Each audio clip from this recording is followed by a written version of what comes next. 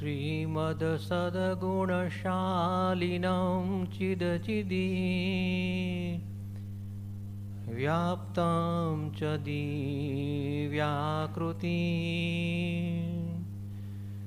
जीवे साक्षरमुक्तकोटिसुखदम्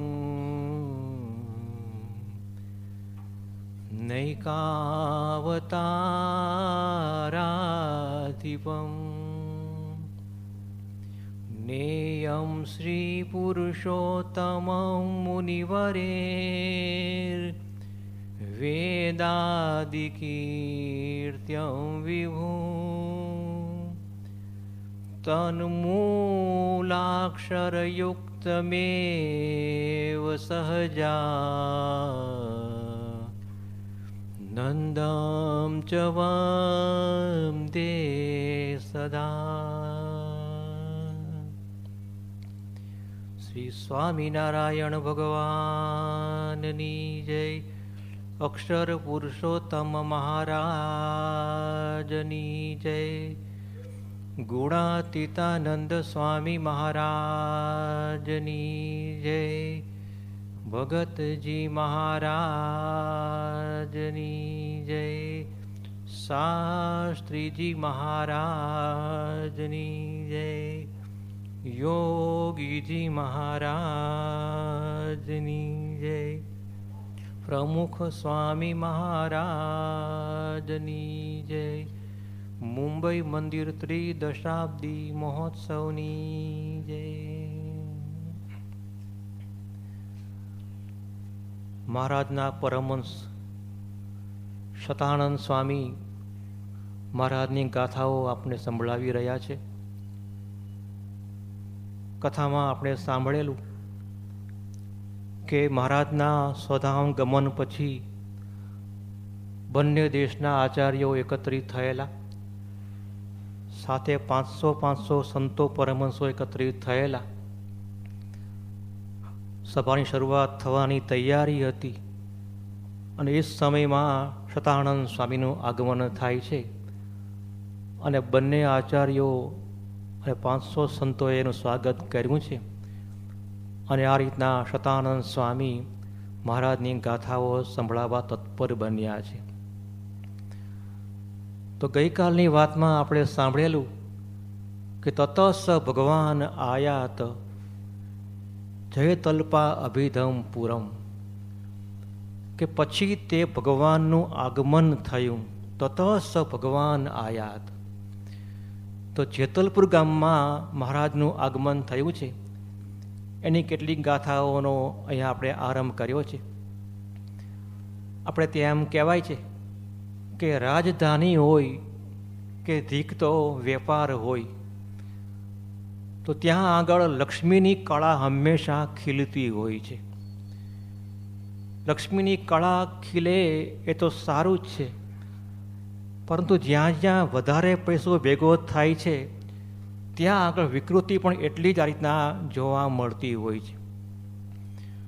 लक्ष्मी होय त्यां मंदिरोनी रचना थाय, विद्यापीठो तैयार थाय, कळानुं तेज वधे अने एथी उलटું ए पण बनતું હોય છે કે જ્યાં લક્ષ્મીની બોલબાલા હોય, પૈસો પુષ્કળ જમા થતો હોય ત્યાં આગળ મોજ શોખના સાધનો પણ વધવા માંડે છે।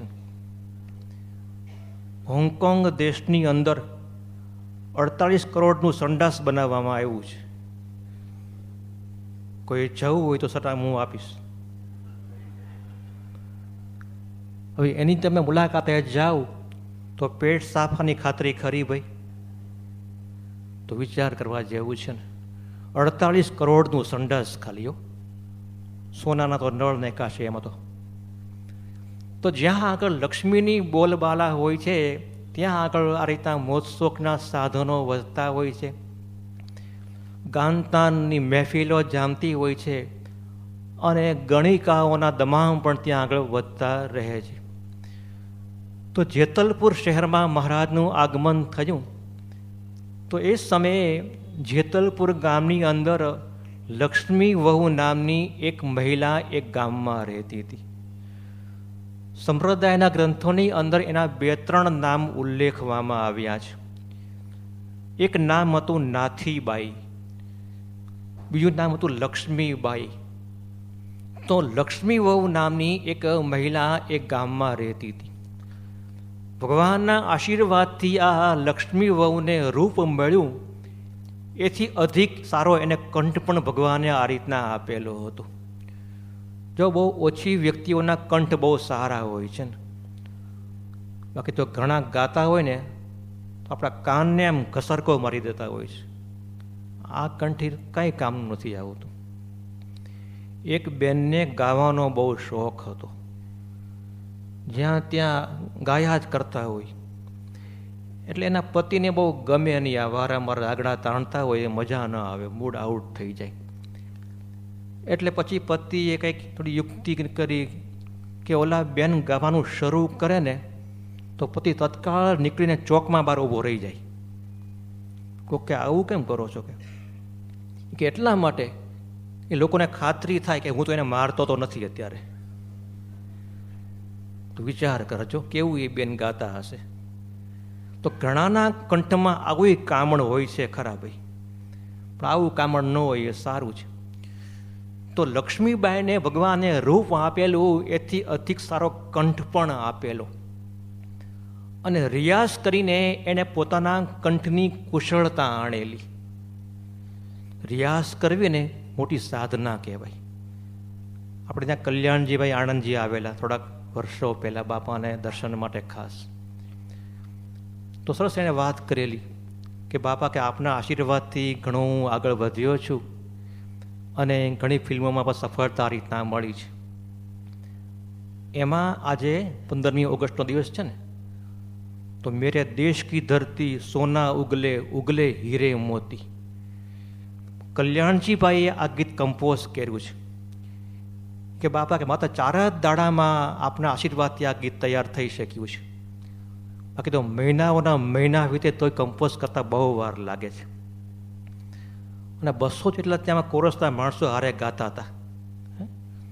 તો બેલો કે ગલે મેં પગ ઘુંઘરું જીવન કા રાગ સુનાતે હે, એટલે ઘંટડી વાગતી હોય બળદના ડોકામાં, એવું લાગે વિસ્તર. તો 200 લોકોની મહેનત એની પાછળ છે. તો કેટલી રિયાઝ એ બધાએ કરી હશે એનો ખ્યાલ આપણને આવે.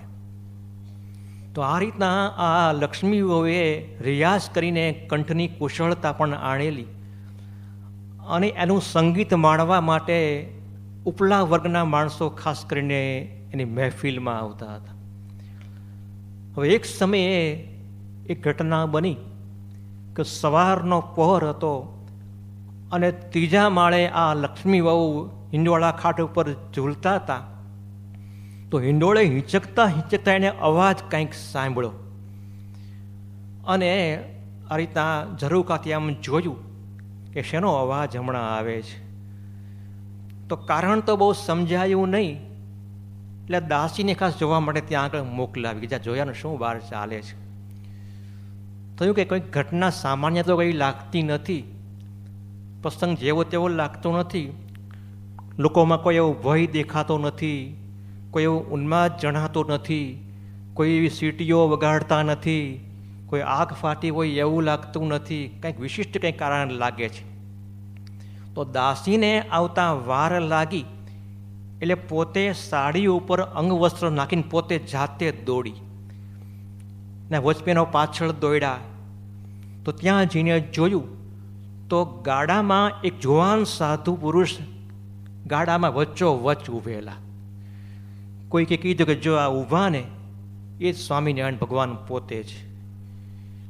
એટલે ઓલી ગણિકા વેશ્યા બોલી કે ઓહો કે આ સ્વામિનારાયણ છે એમ કે નામ તો કે પેલા સાંભળેલું કે પણ જોયા તો આજે જ એમને. એટલે એ લક્ષ્મી ગણિકાએ પોતાની જે દાસી હતી ને એમ કે જ્યાં જરાક જોયા હોય પૂછ્યા હોય ને કે એનું શા માટે અહીંયા આગમન થયું છે, કે આગમન થવાનું કારણ શું છે એમનું. તો મૂળ તો મહારાજ ત્યાં એક ગામમાં યજ્ઞ કરવા માગતા હતા શ્રીજી મહારાજ, અને યજ્ઞ કઈ જગ્યાએ કરવો, વ્યવસ્થા કેવી કેવી ગોઠવવી એ જોવા મહારાજ ત્યાં આગળ એક ગામમાં પધારેલા. તો લક્ષ્મીબાઈ પૂછાયું કે જ્યાં એને પૂછને મહારાજને કે એને કંઈ જોઈએ છે, એ અનાજ ઉઘરાવવા માટે આ ગામમાં આવ્યા છે, કંઈ ફાળો ઉઘરાવવા માટે આવ્યા છે. પણ દાસીને આવતા વાર લાગી તો લક્ષ્મી બહુ સામેથી ત્યાં દોડીને ત્યાં સામે આવીને ઊભી રહી.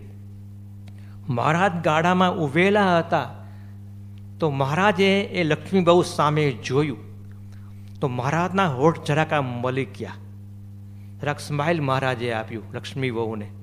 વિચાર કરજો, સામે એક વેશ્યા જેવી બાઈ ઊભી છે, ભગવાન એને સ્માઇલ આપે છે. કેટલી દયા મહારાજની હશે. લક્ષ્મી બહુએ ખાસ માર્ગ કર્યું કે સાધુ પુરુષે મને જરાક સ્માઇલ આપ્યું, એને હોઠ જરાક મલક્યા, એવો આનંદ થઈ ગયો. જે હરીન્દ્રભાઈ દવે લખ્યું ને કે હોઠ મલકે તો મોટી મહેરબાની, સાજન જરા મીઠો લાગે. હોઠ મલકે તો મોટી મહેરબાની, સાજન જરા મીઠો લાગે. ઘણી બધી મહિલાઓ ફરિયાદ કરતી હોય છે કે ભગવાન જાણે કે અમારા વર ક્યારે હસતા શીખશે. ઘણી બધી બાઈઓ આવી ફરિયાદ કરતી હોય છે કે લગ્ન થયા ત્યારથી આજ સુધી એકે વાર એના હોઠ મલકતા ક્યારેય મેં જોયા નથી. ડાચા બગાડીને એવા બેઠા સવારના પોરમાં કે વાત પૂછો માં કે. તો ઘણી બધી મહિલાઓની ફરિયાદ આવી હોય છે કે અમારા હસબન્ડ ક્યારે હસતા શીખશે. આ હસબન્ડ શબ્દ ને બહુ અદ્ભુત શબ્દ છે. પત્નીના તાલે હસે, પત્ની કે હસ તો હા હા હા હી કરવા માંડે, તો કે બાન હા હસ બન, તો બંધ થઈ જાય. તો બહુ ઓછા હસબન્ડ ભાઈ આ રીતના સ્માઇલ આપતા શીખ્યા હશે. તો અહીંયા આગળ હરીન્દ્ર દવે લખે છે કે હોઠ મલકે તો મોટી મહેરબાની, સાજન જરા મીઠો લાગે. તો મહારાજનું આ સ્માઇલ આ લક્ષ્મી હવે જોયું અને એના અંતરમાં શાંતિનો શેરડો પડી ગયો.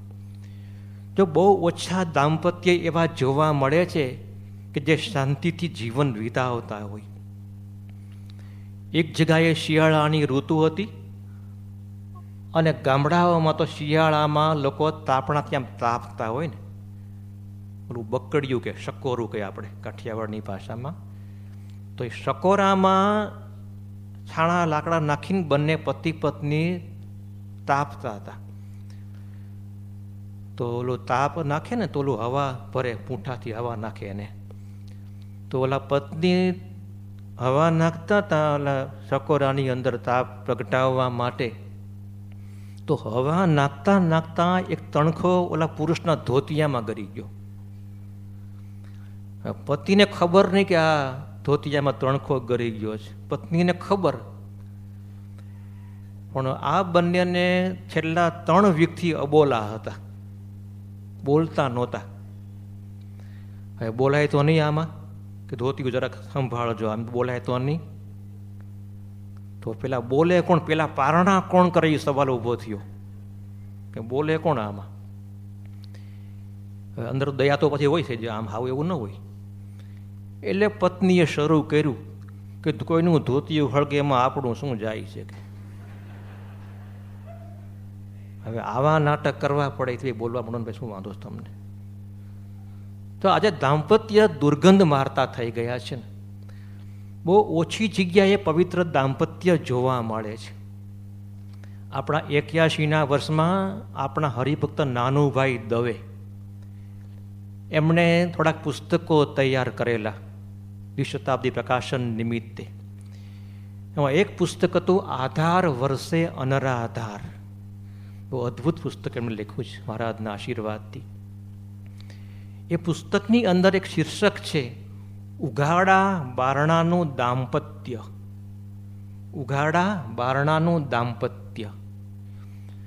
તો મેથાણ ગામના ગોવિંદરામ નામના એક હરિભક્તના લગ્ન લેવાતા હતા અને બહુ ગુણિયલ સુશીલ કન્યા સાથે એના લગ્ન થતા હતા. લગ્ન થઈ ગયા એટલે બંને પતિ પત્ની બંને પોતે પોતાના ઘર તરફ જતા હતા.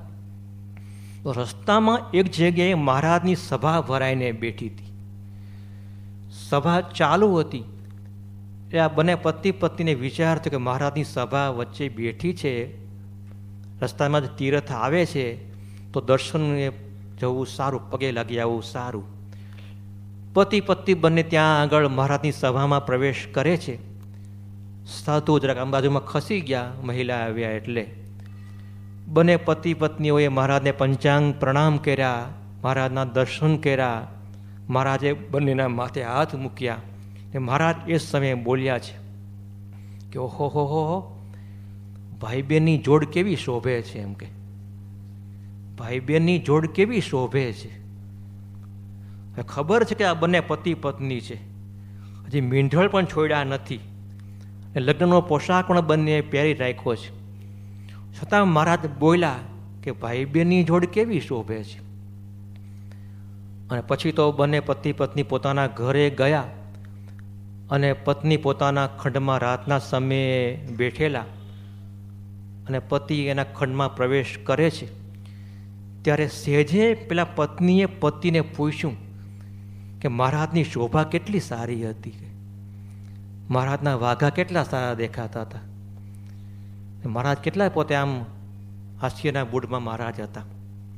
હા બહુ સાચી વાત છે, બરાબર છે, મને બહુ ગમ્યું હતું પતિ કે.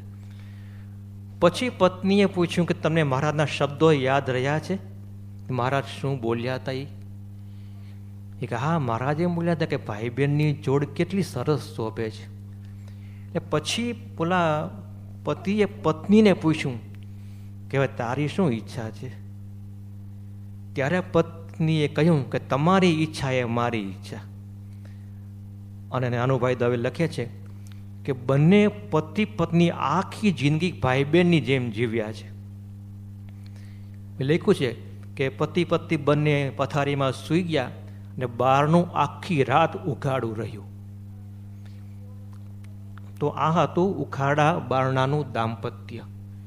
બહુ ઓછા પરિવારમાં આવા શબ્દો કાને ધરાતા હોય છે ને. તો અતિ પ્રસન્ન દાંપત્યથી બંને પતિ પત્ની આ રીતના શાંતિથી ભાઈ બહેનની જેમ જીવ્યા એ મહારાજના આશીર્વાદ હતા. તો અહીંયા આગળ લક્ષ્મી બહુને મહારાજ દૂર ત્યાં બાજુમાં મળ્યા, મહારાજે સ્માઇલ આપ્યું અને એ બાઈ રાજીની રેડ થઈ ગઈ. મહારાજે એ બાઈને પૂછ્યું કે કોણ તમે? ત્યારે બાઈ બોલી કે મહારાજ કે મને ન ઓળખી, હું જેતલપુર ગામની લક્ષ્મી વહુ એમ કે. ને પછી મહારાજને બાઈ કહે છે કે મહારાજ કે આખું ગામ મને ઓળખે આ રીતના કે. પછી કે આવો ને મારી મેળીએ એમ કે તમારી ઈચ્છા છે ત્યાં તને બધું મળશે. બાઈ કે તો કે ત્યાં તમને સીધું મળશે, માણસ મળશે, સાધનો મળશે, પૈસા મળશે, તારી બધી ઈચ્છા ત્યાં પૂરી થશે. ત્યારે મહારાજ કે ભાઈ બેન કે અમને એ તો ઈચ્છા કાંઈ નથી, પહેલાં અમારું આ કામ એમ કે. મહારાજ આમ ગાડા સામે આંગળી ચીંધી તો ઓલી બાઈ કે મહારાજ કે લાગે છે કે તમે કાંઈ લઈ રહ્યા તો નથી પણ કંઈક આપી રહ્યા છો એમને. તો તમે દાન કરો છો કે દાન માગો છો? ત્યારે મહારાજ કે શ્રમનું દાન માગીએ છીએ અને યજ્ઞનું પુણ્ય આપીએ છીએ. જાત મહેનતથી તો લોટ દળવાની હો તો તને અમે લોટ દળવા આપવા માટે તૈયાર છીએ. એટલે પેલી બાઈએ મહારાજ કે લોટ તો દળી દઈએ બરાબર છે, પણ મારી દાસી દળે તો એ ચાલે કે નહીં?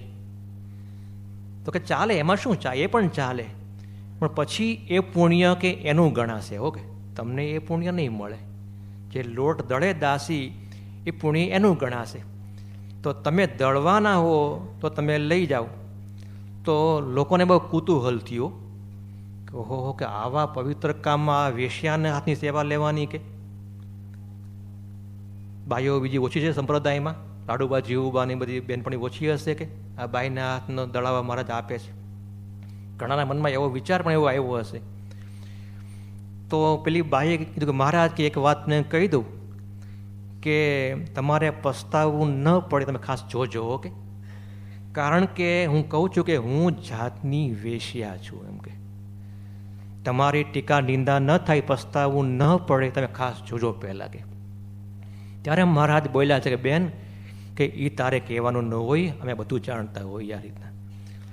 પછી મહારાજ બોલ્યા છે કે આ રીતના હવન થતો હોય ને, યજ્ઞ થતો હોય ને, તો યજ્ઞમાં તો પીપળાના ઝાડવાય ચાલે, વડલોય ચાલે, આંબાના ઝાડવાય ચાલે, આવળ બાવાળે ચાલે. એમાં તો કે એમ ગમે તેવી બાઈ હોય તો એના હાથની પણ સેવા એમાં ચાલે ખરા. તો મારા કે તારા હાથ ન દેખાડ ને અમને, તારા હાથ કેવા છે, તે ક્યારે આવું કામ કર્યું છે દળવાનું કામ? તો એ લક્ષ્મી વહુએ પોતાના હાથ આમ દેખાડે, મહારાજ જુઓ મારા હાથ આ રીતના છે. તો અત્યંત સુંવાળા હાથ એ બાઈના હતા, અને એના હાથમાંથી ગુલાબની સુવાસ આ રીતના આવતી હતી.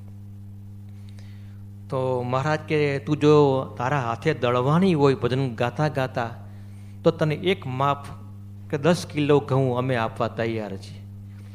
તો મહારાજ એક માપ નહીં, અને 2 માપ દળવા આપજો. કે મારે 2 માપ દળવાની સેવા કરવી છે, અને હું જાતે જ દળીશ.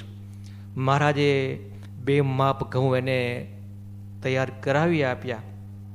દાસીઓ પાસે ઉપડાવીને બાઈ પોતે પોતાના ઘરે પહોંચી, અને બીજે દિવસે સવારમાં 8-10 ઘંટીઓ દાસીઓએ તે લાઈનમાં ગોઠવી દીધી, અને એક ઘંટીએ એક દાસી ત્યાં ગોઠવાઈ ગઈ. લક્ષ્મી વહુએ જોયું કે આ દાસીઓ ઘંટીએ જોડાઈ ગઈ છે, કે બધી ઉઠો હમણાં, આ બધા ઘઉં હું દળવાની છું, મારે એકલાએ આ સેવા કરવાની છે, બધી ઉઠી જાઓ હમણાં. બધી બાઈઓ ઉઠી ગઈ. આખી રાત આ લક્ષ્મી વહુએ ઘઉં દળવાની સેવા કરી.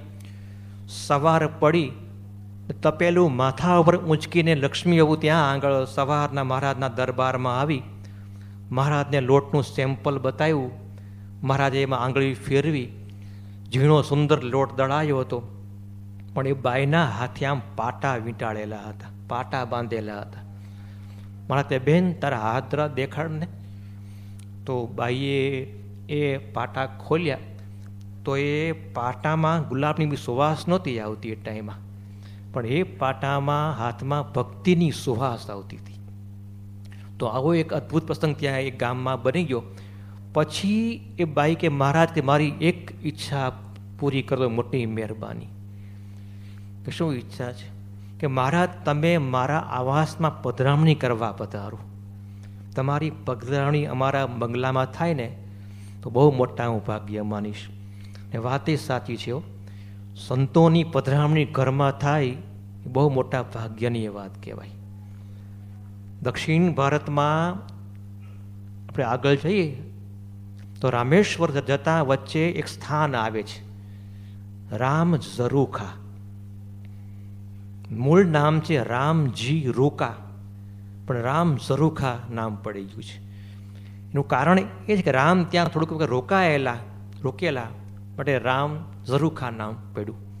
પણ મૂળ એનું કારણ એ હતું કે રામ જ્યારે અયોધ્યા તરફ જતા હતા તો ત્યાં આગળ વચ્ચે હનુમાનજીના ત્યાં આગળ ઝૂંપડું ત્યાં હતું.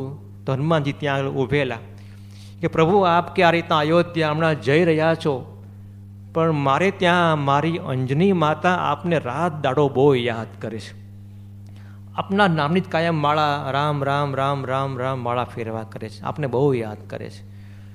અને એની અંતરની ઈચ્છા ભાવના છે કે આપના પગલાં, આપની પધરામણી અમારી કુટીરમાં થાય, અમારે ત્યાં પધરામણી થાય, આપની બહુ ઈચ્છા મારી બાની છે. માટે આપને ખાસ વિનંતી એ કરું છું કે આપ પાછા જ્યારે અયોધ્યાથી આમ લંકાથી જેમ પાછા જતા હો, અયોધ્યા જતા હો રાવણનો સંહાર કર્યા પછી, જો આપણે અનુકૂળતા હોય તો ઘડીક મારા કુબામાં પગલાં કરજો, મારી બાને બહુ ગમશે. એટલે રામ ભગવાન કે ભલે આવી રીતે આવશું આ રીતના. તો રામ ભગવાન પોતે લંકામાં રાવણના સંહાર માટે જાય છે. ત્યાં લંકામાં રાવણનો સંહાર પણ કરે છે. બાદ પુષ્પકમાં ભગવાન વિમાનમાં પોતે અયોધ્યા પાછા ફરે છે. એ સમયે ભગવાન રામને હનુમાનજીની પેલી કુટીર યાદ આવી ગઈ. ભગવાને ત્યાંનું ટ્રેન થોડુંક નીચે ઉતાર્યું, અને ત્યાં આગળ એ અંજની માતાની કુટીરમાં, હનુમાનજીની કુટીરમાં ભગવાન રામે પગલાં કર્યા. આજે પણ ત્યાં એ પગલાંની છાપ ત્યાં ઓલું જે પથ્થર ઉપર કોતરીને સાચવવામાં આવ્યું છે કે રામજી અહીંયા રોકાયેલા. અને વિચાર એ કરવાનો છે કે જો હનુમાન જેવા જો દીકરા ઘરમાં હોય ને તો ભગવાનની પધરામણી ઘરમાં ગોઠવી આપે. હે, હનુમાન જેવા જો દીકરાઓ કુટુંબમાં હોય તો ભગવાનની પધરામણી ઘરમાં કરાવી આપે છે. ક્યાંક ક્યાંક તો એવા દીકરાઓ પાકતા હોય છે કે પોલીસમેનની પધરામણી ઘરમાં કરાવ્યો કે આજ મારે ઓરડે રે આવ્યા પાંડુ હવલદાર સાહેબ. થાય છે કે નહીં ભાઈ? ઘણા દીકરાઓ એવા પાકતા હોય છે કે કોઈની છેડતી કરીને આવ્યો હોય, કોઈનો મોબાઈલ ચોરી આવ્યો હોય કિંમતી, કંઈક ધમાલ કરીને આવ્યું હોય, ભાઈ ઘરે કોણ આવે? તો જો આ વિચાર આ કરવાનો છે. તો બહુ મોટા ભાગ્ય હોય ત્યારે સાધુઓની પધરામણી આપણા ઘરમાં થતી હોય છે. ગઈકાલે અમે કુર્લા વિસ્તારમાં પધરામણી થોડાક ગયેલા. એક જ ઘરે આમ પધરામણી ત્યાં કરવાની હતી. છેલ્લા વેસ્ટમાં તો એ સત્સંગ એક જ ઘર હતા. 10 લોકોએ આસપાસ ત્યાં સંતોની પગલી પધરામણી કરાવી કે સાધુ ક્યાંથી ઘરે આપણે ત્યાં આવે. 10 ઘરે ફર્યા ત્યાં આસપાસના એ વિસ્તારમાં, બીજા એક્સ્ટ્રા 10 ઘર. તો લોકોને સંતોના પગલાંનો બહુ મહિમા હોય છે. તો લક્ષ્મી કે મહારાજ મારે ત્યાં આપના પગલાં પધરામણી થાય એ મારી બહુ ઈચ્છા છે. ભલે હું ગણિકા વેશ્યા આવાસમાં રહું છું, પણ પધારો તો મહેરબાની. મહારાજે આવવાની હા પાડી કે જા કાલે તારે ત્યાં પધરામણી આવશું.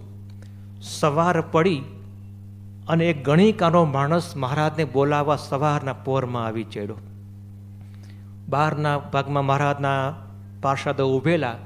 કીધું કે ભાઈ કાલે તમારા ભગવાન જે ગણિકાને મળેલા એના માણસ અમે છીએ અને બોલાવવા ખાસ માટે આવ્યા છીએ. તો એ પાર્ષદે મહારાજે વાત કરી કે મહારાજ એટલે ગણિકાનો માણસ બોલાવવા આવ્યો છે, તો હવે કેમ કરવાનું છે?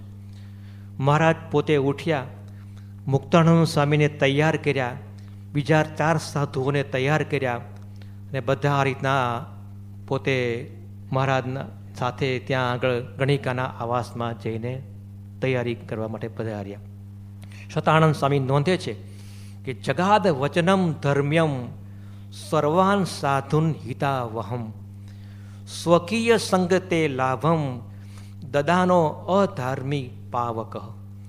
કે પોતાના સમાગમનું ફળ આપનારા અને અધર્મીઓને પાવન કરનારા શ્રી હરિ બધા સાધુઓને હિતકારી વચન કહેવા લાગ્યા. મહારાજ એ સમયે ઉઠતા ઉઠતા સાધુઓને એમ કહેવા લાગ્યા કે ભક્તિ કરવી એ કાંઈ ભદ્ર પુરુષોનો ઇજારો નથી ભાઈ. ભગવાન ભજવા એ માત્ર શેઠિયાઓ કે બીજા સંસ્કારી માણસો ભજે એવું જ નથી હોતું. કે આ રીતના ગમે તેવો અપિચેત સુદુરાચારો ભજતે મામ અનન્ય ભાગ સાધુરેવ સ મંતવ્ય સમ્યક વ્યવસિતો અપીસ. કે આ રીતના અપિશેત સુદુરાચારો, દુરાચારી માણસ હોય, અતિ પાપી માણસ હોય અને ભજતે મામ અનન્ય ભાગ, જે મને અનન્ય ભાવથી ભજતો હોય તો કહે છે કે સાધુરેવ સ મંતવ્યો, તો તમારે એને સાધુ જ સમજવો જોઈએ. મહારાજ આટલું બોલીને ઊભા થયા અને મહારાજ એ ગણિકાના આવાસમાં આવવા માટે નીકળી પડ્યા છે. એ ગણિકાએ પોતાનો આવાસ ત્યાં સ્વચ્છ કરેલો, રાતમાં દિવાલો બધી ધોળાવી નાખેલી, ચૂનો ચોપડી દીધેલો, ચાંદીના નવા નક્કોર વાસણમાં ત્યાં મહારાજને માટે ભોજન સામગ્રી તૈયાર કરાવેલી, બ્રાહ્મણ પાસે વિવિધ વાનગીઓ તૈયાર કરાવેલી અને એના બેઠક રૂમમાં મહારાજના માટે નવા નક્કોર ગાદલા ત્યાં બિછાવેલા, ગાલીજા પથરાવેલા. મહારાજ ત્યાં આગળ પધરામણીએ પધાર્યા.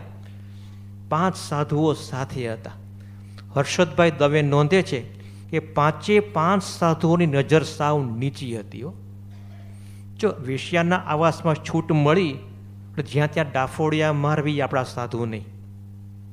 હર્ષદભાઈ દવે સ્પષ્ટ નોંધે છે કે મહારાજ તો સ્પષ્ટ બધા ચાલતા હતા સાવધાનીપૂર્વક એની મસ્તીમાં, પણ તમામ સાધુઓ નીચી નજરે વેશ્યાના આવાસમાં આવતા હતા. અને સાધુઓ મૌનમુખી નહોતા આવતા. મહારાજના ભજનો ગાતા ગાતા આજ મારે ઓરડે રે આવ્યા અવિનાશી અલબેલ બાઈ મેં બોલાવ્યા રે, આવા ભાવના ભજનો ગાતા ગાતા એ વેશ્યાના આવાસમાં આવતા હતા. તો મહારાજના પગલાએ વેશ્યાના આવાસમાં થયા અને ગણિકાએ બ્રાહ્મણ દ્વારા મહારાજનું પૂજન કરાવ્યું. પણ તે પહેલાં એ ગણિકાએ બ્રાહ્મણને ખાસ નાહવાની આજ્ઞા કરી હતી કે તું ભલે ઘરેથી નાહીને આવ્યો હોઈશ, પણ અમારા ભગવાનને અડવું હોય તારે ફરી અહીંયા નાહવું પડશે. ફરી વખત એને ત્યાં નાહવા માટે મોકલ્યો. નાહી ધોઈને પાછો આવ્યો પિતાંબર પહેરીને, અને એ બ્રાહ્મણે ગણિકાવતી મહારાજની સાધુઓની પૂજા કરી, મેવા મીઠાઈના થાળ અર્પણ કર્યા. મહારાજ આ રીતના ત્યાં આગળ જમ્યા, સાધુઓને પ્રસાદી આપી. પણ બ્રહ્માનંદ સ્વામી બહુ ધ્યાનથી આ બધી લીલાઓ જોઈ રહ્યા હતા કે આ વેશ્યાના કુબામાં પહેલી વખત આપણે આવવાનું થયું મહારાજને લઈને, અને આ રીતના મહારાજ કેટલા ભાવથી એનો પ્રેમ સ્વીકારી રહ્યા છે. આ બધો વિધિ થઈ રહ્યો પછી બ્રહ્માનંદ સ્વામીએ મહારાજને પૂછ્યું કે મહારાજ, કે આ વેશ્યાનું કલ્યાણ થશે ખરું? એમ કે આખી જિંદગી વેશ્યાએ આવા કાળા ધંધા કર્યા છે, અને એક જ વાર માત્ર આપના પગલાં અહીંયા કર્યા, લોટ દળી આપ્યો આપણને 2 માપ, તો આટલામાં શું આપ એનું કલ્યાણ કરશો? કલ્યાણ થશે ખરા એ બાઈનું? એ સમયે મહારાજે બ્રહ્માનંદ સ્વામીની આંખમાં આંખ પરોવીને કીધું કે બ્રહ્માનંદ સ્વામી, તમારા જેવું જ કલ્યાણ એનું હું કરીશ. કે તો બ્રહ્માનંદ સ્વામી તો બહુ મૌન થઈ જાઓ, કહો મહારાજ કે આટલી બધી દયા? તો હર્ષદભાઈ દવે નોંધે છે કે બ્રહ્માનંદ સ્વામીની આંખમાંથી એ સમયે આંસુ 2 ટપકા. એટલા બધા ભાવમાં આવી ગયા કે કેટલી પવિત્ર નારી મહારાજે આ બાઈને કરી નાખી હશે. અને એ સમયે બ્રહ્માનંદ સ્વામીએ ભજન બનાવ્યું કે મોહન મોલે પધારો રંગ ભીના રે, ગજગતિ ચાલે ગુલતાન થઈ છું હું. કે મહારાજ આ રીતના તમારી ગજગતિ ચાલ જોઈને હું આજે ગુલતાન થઈ ગઈ છું. વેશ્યા બોલતી હોય એવા ભાવમાં બ્રહ્માનંદ સ્વામી બનાવ્યું છે કે આ રીતના મોહન મોરે મોલે પધારો રે. ત્યારબાદ તો મહારાજે સંતોને કહ્યું કે સંતો, હવે આ એક ભાગની પધરામણી અહીં પૂરી થઈ ગઈ છે, હવે બધા સાધુઓ અહીં બેસજો. હવે અમે આ ગણિકાને મળવા એકાંતમાં એના બીજા રૂમમાં જઈએ છીએ.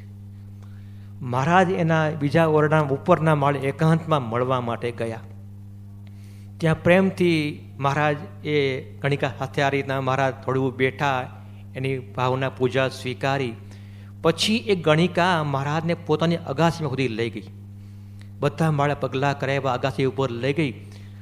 ત્યારે મુક્તાનંદ સ્વામી ખાસ આ નોંધ્યું કે આવી મારા તરડા કેરા તાપ નિવાર્યા સજની, કોળે આનંદ મારે ઘેર શ્રીજી પધાર્યા.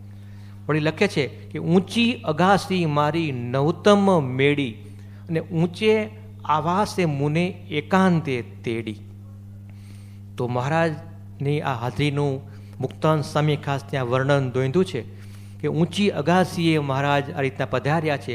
ઊંચી અગાસી મારી નવતમ મેળી, ને ઊંચે આવાસે મુને એકાંતે તેડી. તો આટલી અદ્ભુત ભક્તિથી મુક્તાનંદ સ્વામીએ પદ નોંધ્યું છે. હવે આટલી ઘટના અહીંયા આપણે સાંભળી, તો આમાંથી આપણને 5 વસ્તુ ખાસ સમજવા શીખવાની મળે છે. કે આટલા મોટા મુંબઈ શહેરમાં તમે જુઓ ને તો કેટલાય રેડ એલર્ટ વિસ્તાર છે ને ભાઈ, કે જ્યાં આગળ કેટલી બધી ગણિકાઓ વેશ્યાઓ આજે રહેતી હોય છે. ચિત્રલેખા મેગેઝિનમાં વર્ષો પહેલાં મુંબઈમાં કેટલી વેશ્યાઓ છે એનો ઉલ્લેખ આવેલો, અને કેવું જીવન જીવતી હોય એના ઉલ્લેખ આવેલો. તો ઘણા રેડ એલર્ટ એરિયા હોય છે ને ઘણી બધી વેશ્યાઓને લોકો જોતા હોય છે, પણ લોકો વેશ્યા સામું જુએ ત્યારે કેવા ભાવથી જોતા હોય છે. ને અહીંયા મહારાજે વેશ્યા સામું જોયું ત્યારે કયા ભાવથી જોયેલું છે. બીજું કે ગમે તેવો પાપી જીવ હોય એને પણ અક્ષરધામની પ્રાપ્તિ થાય, એ આપણને આ ઘટના બતાવે છે. આખી જિંદગી ખરાબ મલિન કામો પાપો કર્યા હોય તો પણ એ વ્યક્તિ અક્ષરધામની અધિકારી બને છે, એનો આ પુરાવો છે. ત્રીજું કે માણસ ધારે તે બની શકે છે. એ વાલ્યો હોય તો વાલ્મીકી પણ થઈ શકે છે, ખલનાયક હોય એ નાયક પણ થઈ શકે છે. તો આ પણ આપણને આ ઘટના ઉપર શીખવા સમજવા મળે છે. ચોથું કે મહારાજ વેશ્યાની સાથે કઈ ભાષામાં વાત કરે છે, કેવી રીતે મહારાજ એને સમજાવે છે. તો મહારાજ તો પ્રથમ તો એને બહેન કહીને બોલાવે છે કે બેન કે યજ્ઞ થતો હોય ને તો એમાં તો આવડ બાવડ પણ ચાલે. જો આ જે ભાષા એ ટાઈમમાં વાપરવી ને બહુ મોટી વસ્તુ છે. કે ગમે તેવો પાપી જીવ સેવા આપતો હોય તો પણ ભગવાન એ સેવા લેવા તૈયાર જ છે. પાંચમી બાબત એ શીખવા મળે છે કે આખા પ્રસંગમાં મુક્તાનંદ સ્વામી ત્યાં મહારાજની ભેગા હતા. તો મુક્તાનંદ સ્વામીને લેશ માત્ર મનમાં કાંઈ ભાવ ફેર થયો નથી મહારાજ એકલા એ રૂમમાં શા માટે ગયા હશે. બહુ મોટી સેવા છે મુક્તાનંદ સ્વામી જોવો તો આ રીતના જરાય ભાવ ફેર થવા દેવો નહીં. ઊંચી અગાસી મારી નવતમ મેળી મારા ત્યાં સુધી એ રૂમમાં ગયા છે તો પણ છેલ્લે સુધી એને ભાવ ફેર થયો નહીં એ બહુ મોટી સિદ્ધિ ગણાય. તો આવી અદ્ભુત ઘટના અહીંયા આગળ આ રીતના વર્ણવવામાં આવી છે. તો આ બધી વસ્તુઓ દ્વારા આપણને શીખવાનું એ મળે છે કે મહારાજ આ ગામમાં પધાર્યા છે અને કેટલી અદ્ભુત લીલાઓ મહારાજે આ ગામમાં અહીંયા કરી છે. ત્યારબાદ આ ઘટના આ રીતના પૂરી થઈ ગઈ અને મહારાજ પોતે પોતાના આવાસમાં પોતાના ઉતારે પધારે છે અને દરેકને બહુ સુખ શાંતિનો અનુભવ થાય છે. તો એ મહારાજની આ તમામ ક્રિયાઓમાં દિવ્યતા નિહાળવીને એ બહુ મોટી સિદ્ધિ ગણાય. પ્રમુખ સ્વામીજી સાળંગપુરમાં પોતે આ પારાયણ કરતા હતા, ભક્તિ ચિંતામણી ગ્રંથ વંચાવતો હતો. એમાં આ રીતના કોઈક સંતો બધું પૂજન વિધિ શરૂઆતમાં કરતા હતા અને કંઈક કથામાં એ વાત આવી કે આજે કે આ રીતના બુધવાર છે કે ગુરુવારે એ વાત જતી હતી તો બાપા કંઈક વાર કંઈક ખોટો વાર બોલ્યા કે આજે કે બુધવાર છે આ તો મંગળવાર, બાપા કે બુધવાર બોલ્યા હશે. સંતો ભાઈ નોંધ કરે કે બાપા ક્યાં ક્યાં આવી થોડી થોડી ભૂલ કરે છે સ્મૃતિ થાય એ માટે. બાપા સવારમાં નાસ્તા પાણી કરતા ઉકાળા પાણી કરતા હતા તો સંત જનમંગળ સ્વામી કાઠિયાવાડી સાધુ જનમંગળ સ્વામી કે બાપા કે તમે આજે એક ભૂલ એ કરી હતી કે આજે વાર છે બુધવાર છે ને આપ બોલ્યા મંગળવાર, તો એ જરાક તમારી ભૂલ કહેવાય. એમ કે બાપા કે તમે વારને પ્રેરણા છો કે ગુરુને પ્રેરણા છો? તો ગુરુ કઈ સોળાની. આટલી બધી જો દિવ્યતા હોય ને તો ક્યારેય દોષ દેખાય નહીં આપણને. બાકી જો આવી જો દિવ્ય બુદ્ધિ ન હોય ને તો ભગવાન કંઈક ખોટું કંઈક આવું આડું આપણને દ્રષ્ટિ લાગતું એવું કરે આપણને તો સેજે આપણા મનમાં મનુષ્ય ભાવ આવા પૂરેપૂરો સંભવ છે. તો આ બધા પ્રસંગો દ્વારા આપણને શીખવાનું એ મળે છે કે જો આપણે અંતરમાં જો સાચો ભાવ દઢ કર્યો ન હોય, ઓળખાણ ન થઈ હોય તો આપણને એમાં સાચો પ્રેમ ભાવ થતો નથી. એક ફેરિયાવાળો કાશ્મીરના એપલ વેચવા ગામડામાં આવ્યો સફરજન વેચવા માટે. બૂમ મારે કાશ્મીરના સફરજન, કાશ્મીરના સફરજન આવી રીતે બૂમ મારે. એટલે એક ડોશીમાં આ બૂમ સાંભળી એ કે મુવા ત્યાં વેચાણા નહીં એટલે અહીં વેચવા આવ્યો એમ ને કાશ્મીરના સફરજન. કે એવું હતું કે ત્યાં ખપતા ન હોય માટે વેચવા અહીંયા આવ્યો. ત્યારે જો એ માજીને ખબર નથી કે આ ત્યાં ખપતા નથી માટે વેચવા આવ્યો છો, આ તો તમને સારો એપલ ખાવા મળે એ હેતુથી અહીંયા આપવા આવ્યો છે ને. પણ જો આ રીતના આપણે ઓળખાણ ન હોય, સમજણ ન હોય ને તો આવું થવા પૂરેપૂરો સંભવ છે. એમ આવા બધા પ્રસંગો દ્વારા જો આપણે વાત સાંભળી વિચારી હોય ને તો ભગવાનની તમામ ક્રિયાઓમાં દિવ્યતા આપણને જણાયા કરે. તો ખાસ મહારાજ સ્વામીને પ્રાર્થના કરીએ કે આવી આવી લીલાઓ દ્વારા અખંડ આપણે દિવ્યતાનો અનુભવ થાય એ જ મહારાજના ચરણોમાં પ્રાર્થના. સ્વામિનારાયણ ભગવાનની જય. સ્વામિનારાયણ નારાયણ નારાયણ.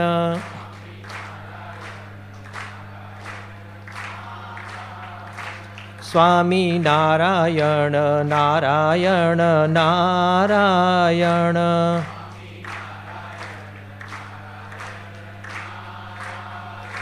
સ્વામિનારાયણ સ્વામિનારાયણ.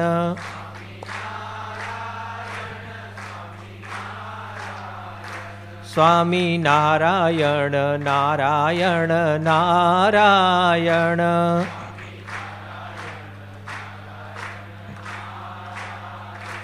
સ્વામિનારાયણ નારાયણ નારાયણ.